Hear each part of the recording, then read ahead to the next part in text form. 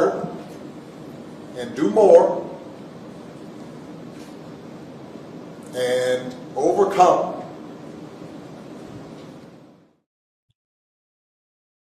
Did he just say Kamala had to work harder, overcome, and do more? When? When did that happen? Her entire political career has been one handout after handout after handout. When has this woman ever competed? She didn't even work hard and compete for this nomination. It was given to her. It was laid at her feet. Outside of her finessing Willie Brown, we have no history. There's no historical record of her actually competing and earning anything. She has worked her way up. She didn't even compete for Doug. Like, she with Doug because Doug got money and he had political connections and power and influence. That's why she's with him. So when he tries to sell this narrative of, she had to work harder. Well, first of all, he talks about it as if that's a bad thing. Why is it a problem for Black Americans to work hard? Everyone else has to compete and work hard. We don't want to be pitied. We want to be respected. So working hard is actually a virtue. It's a good thing. Now, she don't have that, but I'm just saying, just on face value, working hard. There's no shame in working hard. There's no shame in being the best. I don't want someone to say, oh, they're only there because they're Black. No, I want them to say, no, they're there because they earned it. Like, they showed their work. Like, they're the best to ever do it. Michael Jordan is who he was, not because he was Black, because he was the best. And everybody respects those who compete on the basis of their own merit. But we pity the one that just gets there just because they hit some sort of intersectionality box. So he tries to tell you, though, she knows what it's like to work hard. No, she don't. Lies. No, she don't. She knows what it's like to compete. When? Nobody voted for this. He's lying to you. Just like Albino said, he's lying. He is pulling on your heartstrings. The little baby violin is out. Nobody's buying this, Barack, but we're going to let him continue. And achieves the second highest office in the land. And is putting forward concrete proposals to directly address the... He's still lying. Wait a minute. Y'all, he said she achieved the highest office in the land. How does someone who didn't even make it to the Iowa caucus when they threw their hat in the ring in the 2020 presidential election, how do you go from that? How do you go from being at the bottom to achieving at the second highest office of the land? Wrong. She was selected because Joe Biden and the Democrats knew that in order to keep Black folks as their electoral serfs, they needed to appeal to the symbolism of her being a female and her being fake Black. And they thought that they was going to sell us on the symbolism of her being a female and fake Black, and that's why they chose her. But now that she actually has to campaign and we actually have to experience her and listen to her, we're like, oh my gosh, this woman is dumb as a box of rocks. She cannot defend her positions on the fly. If she doesn't have a teleprompter, the girl starts tweaking and just she starts spazzing out because she doesn't have an independent thought.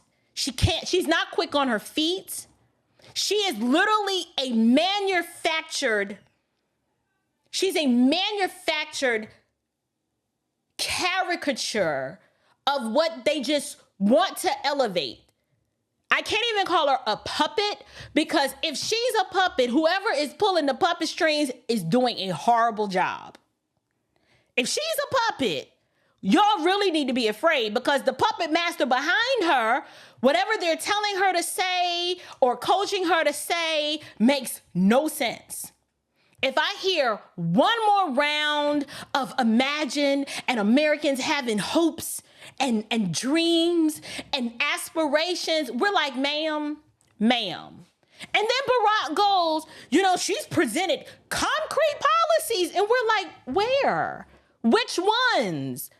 Why is it you're claiming she's presented concrete policies, yet for 3 years as borders are, we had a wide open border with record-breaking border crossings of illegals of unknown and known origin into this country, flooding our cities. And you want us to believe that she's competent? Is that the story you sticking with? Because from our vantage point, when you talk to people in Chicago, they are not pleased with how the Democrats have treated them.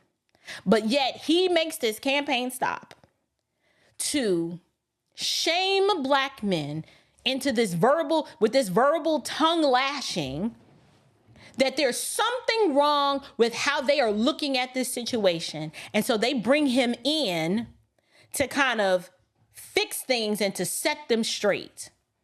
Like they're children. No other demographic in this country is treated that way.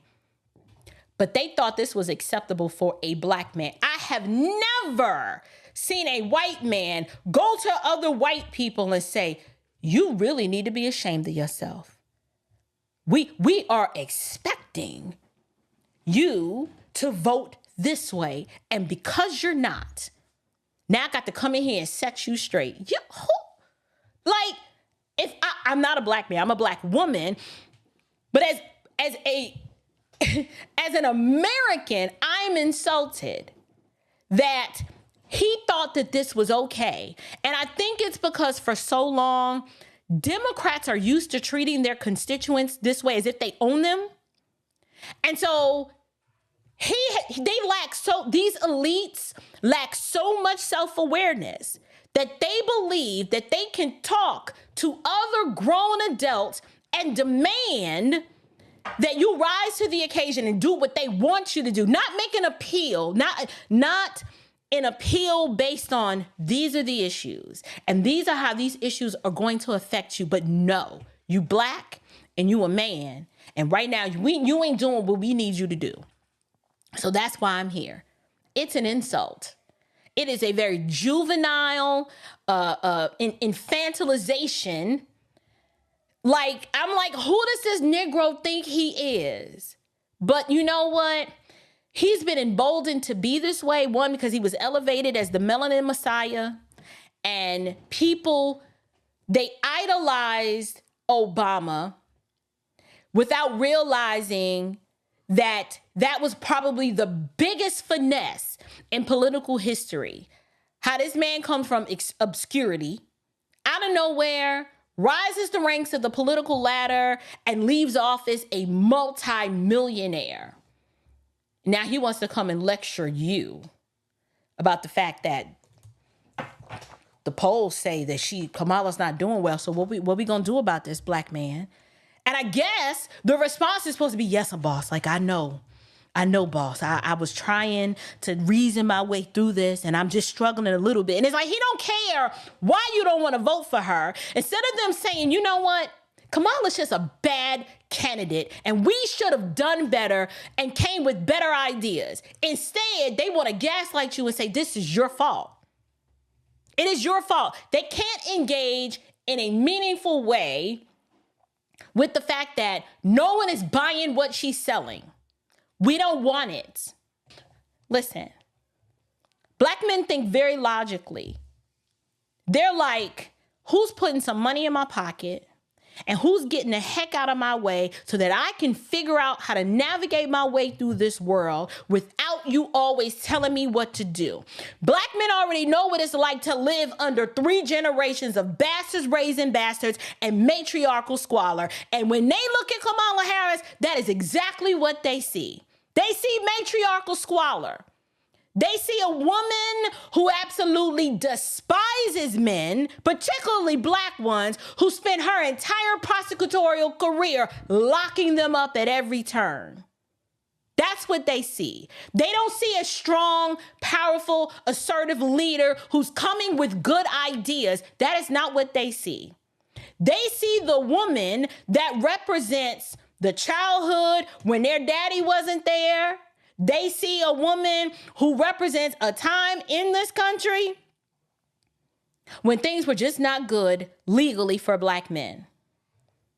They see a woman who is a feminist, and men are so sick and tired of feminism. It has destroyed and decimated our families, and they don't want more of that. Believe it or not, when you talk to the average Black man, he would love nothing more than to meet another Black woman and to pair bond with her and to build a family. But it is too much to lose these days because they see the feminism and how the laws are being skewed in the favor of women, and men are being pushed aside, so much so that they're not even allowed to have a voice, let alone to have an opinion on who they want to vote into office.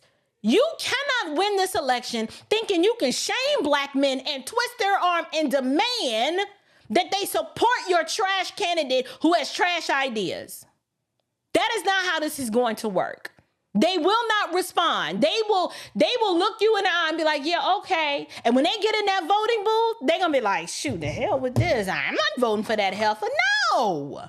No, they don't want it. They don't want what you're selling, and pulling out Barack Obama with his patriarchal presence is not enough to convince them to do otherwise. It's just not.